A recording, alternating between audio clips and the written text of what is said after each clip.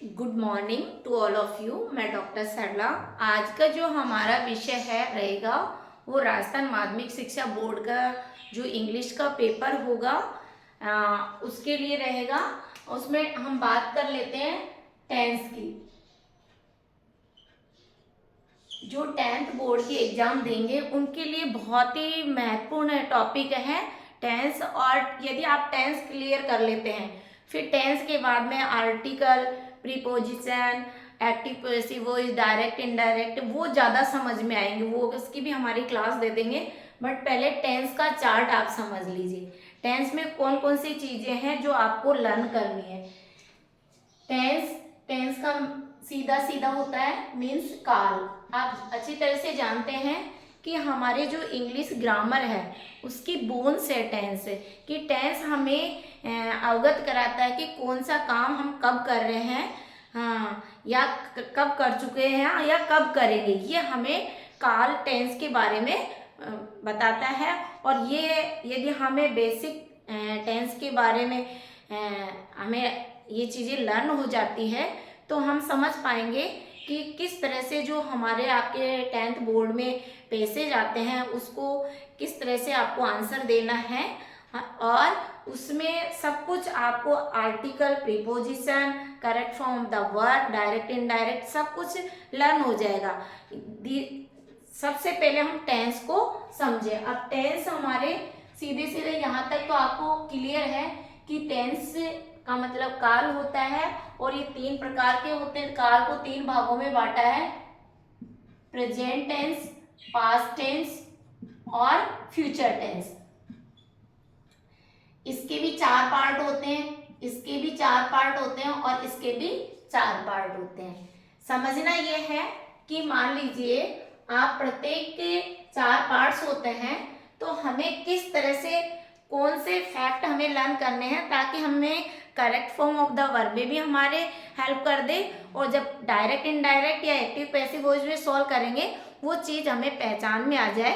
तो देखिए present tense के 4 पार्ट्स होते हैं तो आप चार्ट बनाएं पूरे टेंस का। सबसे पहले तो आपको चार्ट बना के लर्न करेंगे। जैसे प्रेजेंट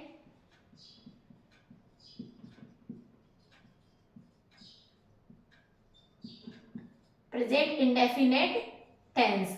अब प्रेजेंट इंडेफिनेट टेंस में आपको बेसिक चीजें ये ध्यान रखना है, इसकी हिंदी में पहचान ता है, ती है, ते है। और इंग्लिश में ये पहचान होती है सिंपल में कि एक्चुअल क्या है, यदि सिंगुलर होगा तो एस लगेगा और प्लूरल होगा तो वर्ब के साथ एस नहीं लगेगा। ये ध्यान रखना है। तो एक तो हमें इसमें प्रेजेंट टेंस हो या हमारा पास्ट इन द फ्यूचर, हम इसके भी ये देखना है कि प्रेजेंट टेंस में सेंटेंस कितने प्रकार के होते हैं। ये वेरी इंपॉर्टेंट है क्योंकि आप पैसेज और भी पढ़ेंगे तो उसमें भी सेंटेंस को जब भी समझ पाएंगे जब ये चीजें अफर्मेटिव सेंटेंस का क्या फॉर्मूला होता है, नेगेटिव का क्या फॉर्मूला होता है, इंटेरोगेटिव का क्या फॉर्मूला होता है, इंटेरोगेटिव नेगेटिव का क्या फॉर्मूला होता है, तभी हम डायरेक्ट इनडायरेक्ट भी सॉल्व कर पाएंगे और एक्टिव पैसिव वॉइस भी सॉल्व कर पाएंगे। तो हम देखिए इसमें भी सेंटेंस 4 प्रकार के होते हैं और जब आप ऐसे के आंसर दोगे तो भी आप ये चीज आपको हेल्प करेगी वहां पे। तो इसके भी 4 पार्ट्स होते हैं। सेंटेंस कितने प्रकार के होते हैं,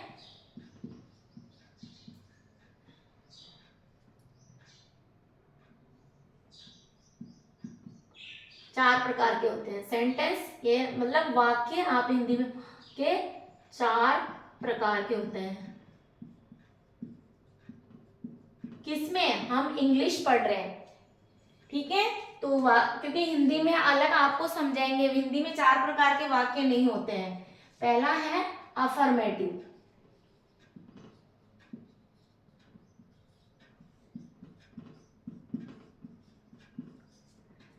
इसका मतलब होता है साधारण वाक्य। और साधारण वाक्य का सूत्र होता है subject plus helping verb plus main verb. Present simple की बात कर रहे हैं तो first form plus object plus adverbial सूचक, एडवर्बल, ठीक है। एक्स्ट्रा ऑब्जेक्ट भी हो सकते हैं। दूसरा सेंटेंस होता है नेगेटिव।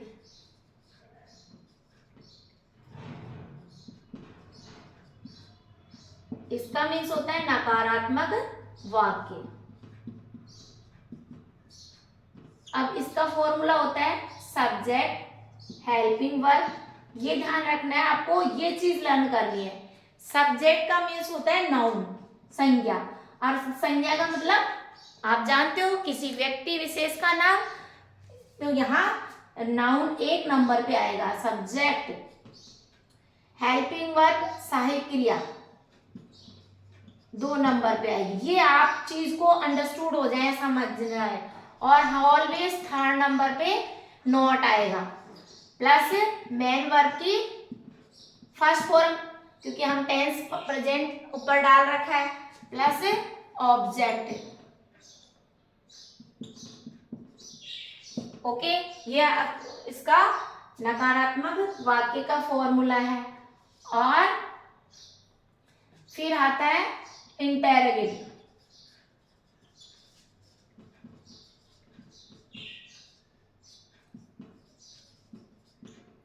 प्रश्नवाचक वाक्य। इसका मीन्स प्रश्नवाचक वाक्य। इसका फॉर्मूला होता है हेल्पिंग वर्ब। अब देखिए, सबसे पहले यहाँ इसको समझिए। प्रश्नवाचक वाक्य 2 प्रकार के होते हैं। एक तो हेल्पिंग वर्ब से शुरू होने वाले, जो भी सेंटेंस हेल्पिंग वर्ब से शुरू होंगे वो यस और नो में आंसर होगा, यस और नो में आंसर होगा। किस शर्त में? जो हेल्पिंग वर्ड से शुरू होंगे। दूसरा है WH word. WH word what, which, who, whom, when, where, जो वाक्य बीच में से शुरू होते हैं। अब देखिए, क्या राम स्कूल, अब यहाँ पे ध्यान रखना है आपको, क्या राम स्कूल जाता है, सेंटेंस प्रेजेंट इंडेफिनिट है, तो क्या राम स्कूल जाता है? Yes, Ram goes to school. Clear? क्योंकि यहाँ एक्चुअल क्या है, हमें ये ध्यान रखना है कि यस और नो में, हेल्पिंग वर्ड से शुरू होने वाले में यस और नो में जवाब जाएगा। WH क्या आप कहाँ रहते हो, तो बीच में कहाँ, कब, क्यों, ये सेंटेंस में बीच में वर्ड मिले तो WH वर्ड कहलाएंगे। तो इन दोनों का फॉर्मूला है helping verb plus subject plus main verb की फर्स्ट फॉर्म प्लस ऑब्जेक्ट।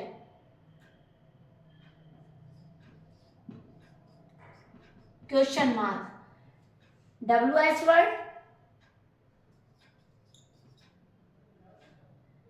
फिर WH वर्ड और आप करेंगे subject, helping verb plus main verb plus object, first form ही आएगी क्वेश्चन मार्क। ये 2 तरह से, कई बीच में हो तो कई वर्ड्स ऐसे भी होते हैं। WH वर्ड अकॉर्डिंग सेंटेंस के हम WH word helping verb plus subject plus main verb की first form plus object question mark. अब 4th जो फॉर्मूला होता है, ये हम सेंटेंस के अकॉर्डिंग इसमें फॉर्मूला यूज करेंगे, ध्यान रखना। ये तो सेम है, ये किसी में भी चलेगा जो इंटेरोगेटिव सेंटेंस होगा। अब 4th नंबर का सेंटेंस होता है इंटेरोगेटिव नेगेटिव। इसका मीन्स होता है प्रश्नवाचक नकारात्मक वाक्य। इसका सूत्र होता है, ये भी 2 प्रकार के होते हैं, helping verb plus subject plus not plus main verb की first form plus object plus question mark. ऐसे WH word plus helping verb plus subject not main verb की first form plus object according sentence. जैसा हम sentence Hindi में देंगे उसका translation करेंगे तब ये दोनों यूज करेंगे, उसके अनुसार कहाँ कौन सा फॉर्मूला लगेगा। इस बात को यहाँ थोड़ा सा फोकस रखना है। अब देखिए ये हमने किसका है, प्रेजेंट इंडेफिनेट का। ठीक पास्ट इंडेफिनेट में फॉर्मूला यही रहेगा, केवल पास्ट इंडेफिनेट में सेकंड फॉर्म आती है, थाथे थी आते हैं। सूत्र में आप अकॉर्डिंग आपको थोड़ा वर्ब का ध्यान रखना पड़ेगा। बाकी ऐसे फॉर्मूले आप तैयार करें जिससे आपका बिल्कुल टेंस क्लियर हो जाएगा। ऐसे आपको मैं प्रत्येक टेंस का चार्ट बना के बता दूंगी ताकि आप अपडेट रहें और लर्न करें, क्योंकि ये अगर टॉपिक आपका क्लियर हो गया तो इंग्लिश ग्रामर नहीं, आपके इंग्लिश कभी वीक नहीं रहेगी। आगे भी कॉम्पिटिटिव एग्जाम में यही चीजें आती हैं। इसी के साथ थैंक यू सो मच।